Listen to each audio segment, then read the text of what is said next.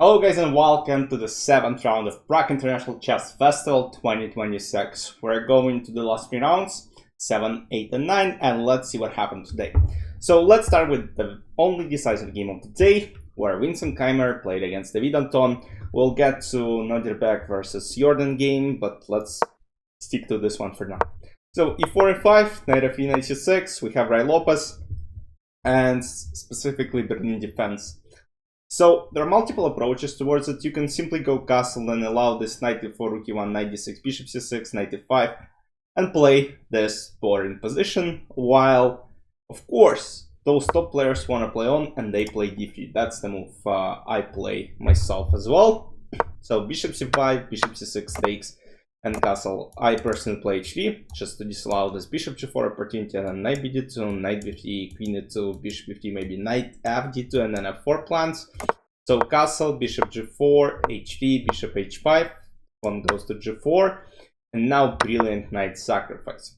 So we already witness an deep theoretical prep, of course, and if you pay attention to times management 131, 133, those guys are quite familiar with the position. So bishop f3, bishop goes back, king g2, pawn goes to f5, queen e1 takes, f4, bishop d2, queen goes to d6, bishop c3, g5, trying to advance on the king side. And this position is evaluated as, it's not even slightly better for black, it's just equal. Now black are basically trying to use the underdevelopment of white pieces. So pawn goes to f3, h5, knight d2, queen e6, knight c4, bishop f6, and now rook h1. King f7, queen f2, b6, in order not to allow any queen c5 ideas, a4, rook g8, rook h1. And as you might see by looking at the evil bar, white are getting a slight advantage. So g3, king g2, queen e7. So yes, it is a slight advantage when you play this position, let's say with white or with black. What you can already think of is that these pawns are just not moving forward, just because this h3 square is potentially blocked by all white heavy pieces. So the main point here is probably e5 weakness, because it's not really, now it's protected because of queen and bishop, but white will probably make small development adjustments and eventually try to pressure. One of the ideas, of course, involves queen h3, queen a5, and then trying to take. So king f1 first, h4, queen h3, rook g5, rook g2, a6, rook e2, b5, and now some activity starts. So here also c5, there's small problems with d5, but I don't think it's really relevant, just because even if, let's say, knight gets to c3, there will always be c6, and you kind of block everything. So we have queen d6 on the board, rook a1, bishop e7, knight b3, king c6, rook d1, king d6, rook e1, back, rook e2, and players were shuffling around, and now c4.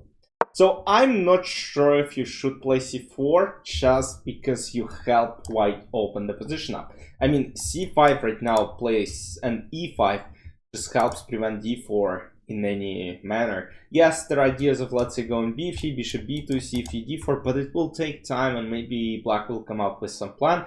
But in reality, it's also very tough to come up with anything, just because this queen on h3, yes, it's a horrible blocker, but it still performs and is very helpful.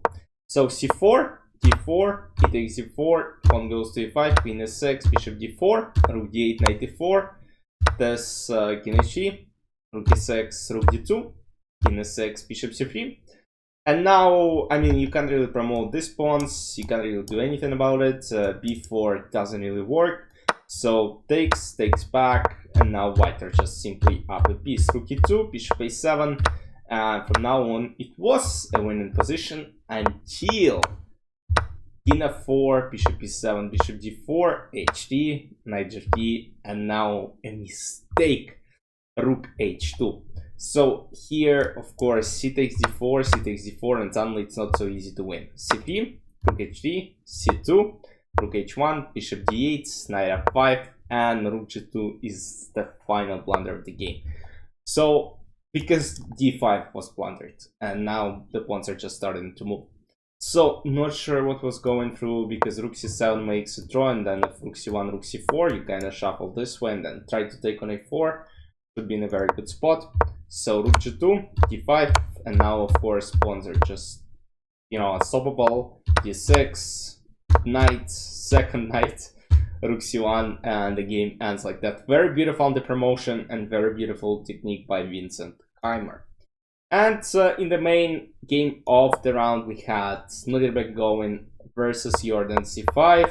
We had some type of close equivalent transposing to dragon setups, a5, a4, takes on a4. I actually haven't seen this in a while, when you take when you allow a4 and then when you allow it to take on e4. Still better for white. Bishop b6, queen e2, rook goes to d1, bishop d4, knight goes back, takes, bishop c3, and now this is still under attack, so we gotta move for play queen c7. So yes, very interesting position actually. So two pieces are under attack and you lose an exchange by 4. But so even if you take an exchange, still doesn't change a lot of things, as black have just enough counterplay to make problems for white. So knight c4, knight d5, he sacrifices a second piece, rook d6, bishop f5, c3, knight c4, takes, queen c4, and from now on it was just an equal position. Rook d6, sacrificing the rook. Black are up a piece, but if you look at the position, white have just too many pawns, and I don't think they're risking to lose a game. In h2, rook e4, king goes back to g1, so they shuffled for a while, didn't really achieve anything, and very soon the rook and players agreed to draw, because, I mean, in this position. So, because queen d7, let's see, you can play queen c3, but then in reality, with the queen trade, it's still a dead draw, just because this pawn, even if we don't have 3 pawns, and of course, remove queens from the board, this h1 square is different from this f6 bishop, so it's an easy draw. As far as standings go, Jorden is still first with 2 rounds to go. He plays Parham and Aravin in last 2 rounds. Nodirbek plays David and Hans. David plays Nodirbek and Aravin. So let's see how it goes. And you don't see Hans here in the standings. You don't see. I see them. You don't see them. So Hans is at 2.5 in the 9th place, and Lukash is still last with 2 points. And he will be playing Vincent with white and David Antón with black. Not a good pairing for him with how his tournament is going. I mean, I don't know, it's tough. So let's see what happens, and I'll see you tomorrow after round number 8. Enjoy. Bye bye.